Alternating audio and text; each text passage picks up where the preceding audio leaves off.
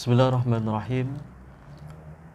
Inna hamdalillah nahmaduhu wa nasta'inuhu wa nastaghfiruh wa na'udzu billahi min shururi anfusina wa min sayyiati a'malina man yahdihillahu fala mudilla lahu wa may yudlil fala hadiyalah.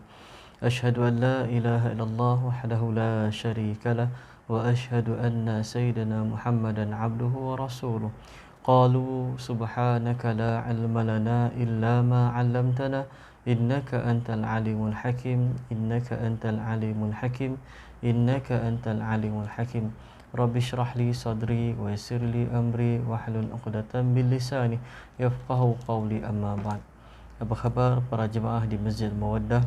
Alhamdulillah, bersyukur kita kepada Allah SWT kerana dengan izinnya dapatlah kita kembali semula di dalam kuliah maghrib berkenaan tentang fiqh sunnah. Para jemaah sekalian, kita masih lagi di dalam bab berkaitan solat-solat sunat. Saya telah pun masuk pada episod yang lalu berkenaan tentang solat duha, berkenaan tentang keutamaannya, berkenaan tentang kelebihannya dan juga apa yang dibahaskan berkenaan tentang waktunya. Maka saya ambil sedikit lagi berkenaan tentang jumlah rakaat yang dilakukan untuk solat duha.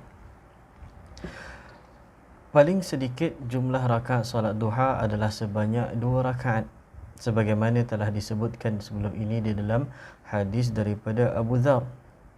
Jumlah rakaat yang paling banyak yang pernah dikerjakan oleh baginda sallallahu alaihi wasallam adalah sebanyak 8 rakaat. Tetapi menurut sabda Nabi SAW adalah 12 rakaat. Sebagian ulama berpandangan tidak ada batasan jumlah rakaat solat duha. Ini adalah pendapat Abu Ja'far At-Tabari dan inilah yang menjadi pegangan Al-Mulaimi dan juga Al-Rawayani daripada mazhab Syafi'i. Dalam syarah Tirmizi, Al-Iraqi mengatakan bahawa aku tidak pernah melihat pun seorang sama ada daripada golongan sahabat maupun tabi'in yang menghadkan jumlah rakaat solat duha sehingga 12 rakaat. Demikian juga pendapat yang ditegaskan oleh Imam As-Suyuti. Sa'id bin Mansur meriwayatkan daripada Al-Hasan ketika ditanya, adakah sahabat Rasulullah SAW juga pernah mengerjakan solat itu? Al-Hasan menjawab, ya, ada antara mereka yang mengerjakan sebanyak 12 rakaat. Ada pula yang mengerjakan sebanyak 4 rakaat. Ada juga yang mengerjakan secara berterusan hingga tengah hari tanpa mengira jumlah rakaat yang telah dikerjakan. Ibrahim An-Nakhai meriwayatkan bahawa ada seorang yang pernah bertanya kepada Al-Aswad bin Yazid, berapakah jumlah rakaat yang saya harus kerjakan ketika salat duha? Al-Aswad bin Yazid pun menjawab, itu terserah kepada kemampuanmu. Kerana apa? Daripada Ummu Hani mengatakan bahawa Nabi SAW subhata duha 8 rakaat yusallimu min kulli rakaatain. Nabi SAW pernah mengerjakan salat duha sebanyak 8 rakaat dan pada setiap 2 rakaat beliau mengucapkan salam. Dan juga daripada hadis Aisyah radhiyallahu anha katanya, Nabi SAW mengerjakan solat duha sebanyak 4 rakaat. Lalu beliau menambah rakaat berikutnya tanpa ada hitungan yang pasti. Maka daripada seluruh hadis-hadis yang dibacakan tadi menceritakan bahawa solat duha ini sebenarnya tidak ada satu rakaat yang khusus. Yang nak melakukan 2 silakan, yang nak melakukan 4 silakan, 6, 8 dan seterusnya. Ada sebahagian riwayat sehingga kepada 12. Ada juga hanya berhenti kepada 4. Bermaksud solat duha ini selagi mana kita mempunyai kemampuan untuk melakukannya, teruskan. Sehingga kan tadi riwayat menyebutkan bahawa ada para sahabat yang mana mendirikan solat duha sehinggalah masuk tengah hari. Bermaksud panjang perjalanan tu. Maka dekat sini tidak ada isu berkenaan tentang berapakah jumlah rakaat. Hadirin hadirat yang dirahmati Allah, sekarang ini kita akan masuk di dalam tajuk baru di dalam sunnah-sunnah solat, solat-solat sunat berkenaan tentang solat istikharah. Seseorang yang ingin mengerjakan sesuatu permasalahan yang bersifat mubah, yang tidak mengenal pasti sama ada yang terbaik untuk dirinya, disunatkan mengerjakan 2 rakaat solat istikharah dan hukumnya tidak wajib. Solat tersebut boleh dilakukan ketika mengerjakan solat sunat rawatib ataupun tahiyatul masjid, dan boleh dilakukan pada waktu malam ataupun di siang hari. Malah seseorang mengerjakan solat istikharah dibolehkan membaca surah mana pun dalam Al-Quran setelah membaca surah Al-Fatihah. Setelah itu hendaklah dibaca tahmid, selawat kepada Nabi SAW, dan selanjutnya membaca doa. Dan inilah yang direkodkan dalam hadis yang daripada Al-Bukhari, daripada Jabir radhiyallahu anhu. Katanya, Rasulullah sallallahu alaihi wasallam pernah mengajarkan pada kami cara mengerjakan solat istikharah pada setiap kali menghadapi segala sesuatu. Malah oleh kerana pentingnya solat istikharah ini, beliau mengajarkan kepada kami tiada bezanya dengan cara belajar membaca surah Al-Quran. Beliau bersabda, jika salah seorang antara kamu hendak melakukan sesuatu perkara, maka terlebih dahulu hendaklah mengerjakan solat 2 rakaat sunat, bukan wajib. Setelah itu membaca doa. Apa doa dia? Kat sini disebutkan di antara doanya ialah Allahumma in kunta ta'lam anna hadzal amr khairun li fi dini wa ma'ashi wa aqibati amri. Apa doa dia? Yang bermaksud, ya Allah, aku memohon pilihan menurut pengetahuanmu dan memohon ketetapan dan kekuasaanmu. Aku memohon kurniaanmu yang maha agung, sebab sesungguhnya engkaulah yang berkuasa dan aku tidak memiliki kekuasaan. Engkaulah yang maha mengetahui, sedangkan aku tidak mengetahui apa pun. Engkau maha mengetahui segala perkara gaib. Ya Allah, jika engkau mengetahui bahawa urusanku ini, maksud kita tengok, ajilil amri wa ajili fasrifhu anni wasrifni anhu waqdurli khair haitsu kana.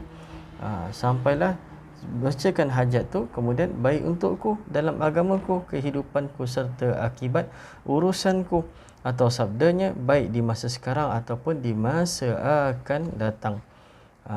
Maka takdirkanlah untukku, mudahkanlah serta berikanlah keberkatan kepadaku di dalamnya. Sebaliknya, jika engkau mengetahui bahawa urusan ini, iaitu apa urusan yang disebutkan kan, hajat dan keperluan yang dipohon buruk untukku, maka dalam agamaku, kehidupanku serta akibat urusanku, maka jauhkanlah hal itu dari diriku dan jauhkanlah diriku daripadanya, serta takdirkanlah untukku yang terbaik sahaja di mana sahaja berada. Kemudian puaskanlah hatiku dan takdirmu. Perawi pun berkata, menyebutkan hajat dan keperluan yang dipohon ketika baca ya Allah jika perkara ini.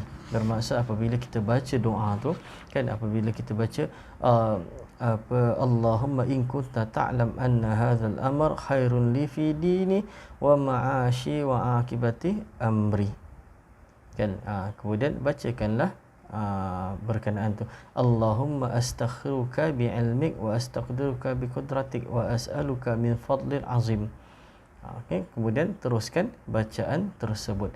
Maka daripada sini apa yang nak disampaikan ialah solat istikharah merupakan solat yang boleh dilakukan pada bila-bila masa, bukan hanya berkaitan tentang jodoh. Dalam hadis yang tadi riwayatkan bahawa sesiapa saja boleh melakukan solat istikharah pada bila-bila masa, tak semestinya pada waktu malam, di siang hari pun boleh dilakukan ketika mana setelah solat sunat rawatib ataupun tahiyatul masjid. Kita seringkali mempunyai tujuan, dan kadang-kadang tujuan kita tu kita dapat pastikan sama ada apa yang kita nak. Kita nak beli kereta, kita nak kerja, kita nak sambung belajar, kita tak tahu kan. Maka kita di dalam dilema, tak tahu mana satu, ataupun diterima bekerja tetapi terdapat beberapa syarikat yang menerima kita kerja. Kita dalam keadaan terombang-ambing, tak tahu kan. Maka bukan kita solat istikharah kemudian kita mimpi tengok jadi apa. Kalau mimpi kepada A, maka A lah jawapan dia. Kalau mimpi kepada B, B lah jawapan dia. Bukan. Solat istikharah bukan macam itu para jemaah. Solat istikharah ialah kita tetap meneruskan. Kita dapat dua pilihan, A ataupun B, dan kita pilih A. Maka kita teruskan dan kita berdoa. Sebab tu tadi di antara baik-baik doa dia apa? Ya Allah, jika engkau mengetahui bahawa urusanku ini kan baik untukku dalam agamaku, kehidupanku serta akibat urusanku, kan, maka mudahkanlah serta berikanlah keberkatan kepadaku di dalamnya. Kan? Sebaliknya, jika engkau mengetahui bahawa urusanku ini buruk untukku dalam agamaku, kehidupanku serta akibat urusanku, kan, kemudian apa bacaan, maka jauhkanlah hal itu daripadaku dan jauhkanlah diriku daripadanya, serta takdirkan untukku yang terbaik sahaja di mana sahaja berada. Itu perkara yang perlu kita faham. Kita berdoa, mohon pada Allah Ta'ala, jika benar betul-betul berikan pada kita, jika tidak maka jauhkanlah. Dalam mengerjakan solat istikharah ni para jemaah, tidak terdapat suatu bacaan surah tertentu pun sebenarnya. Di samping tidak perlu dikerjakan secara berulang-ulang. Imam An-Nawawi berkata, sesudah mengerjakan solat istikharah, seseorang semestinya mengerjakan apa yang dirasa lebih baik untuk dirinya. Di samping itu, hendaklah dia benar-benar bebas dari dorongan dan juga kehendak yang bersifat peribadi. Jadi tidak boleh wujud sebarang pilihan terbaik sebelum mengerjakan solat istikharah. Jika demikian, maka sama halnya dengan tidak beristikharah kepada Allah atau kurang pasrah kepadanya terhadap pengetahuan dan juga kekuasaan Allah. Oleh yang demikian, seseorang mestilah mempercayai kehendak Allah yang akan ditetapkan ke atas dirinya. Maka dengan begitu berarti dia tidak memaksakan kehendak peribadi ketika beristikharah untuk mencari petunjuk yang terbaik kepada Allah Azza wa Jal. Maka itulah perkara yang perlu difahami konsep istikharah tersebut. InsyaAllah kita sambung lagi di dalam perbahasan ini berkenaan tentang solat-solat sunat, iaitu berkenaan tentang solat tasbih. Sikit je lagi nanti kita akan sambung. Daripada Ikrimah daripada Ibn Abbas katanya, Rasulullah SAW bersabda kepada Al-Abbas bin Abdul Muttalib. Apa katanya? Wahai Abbas, bapa saudaraku, mahukah pak cik saya berikan hadiah istimewa, iaitu saya ajarkan 10 jenis amalan yang boleh menghapus 10 jenis dosa.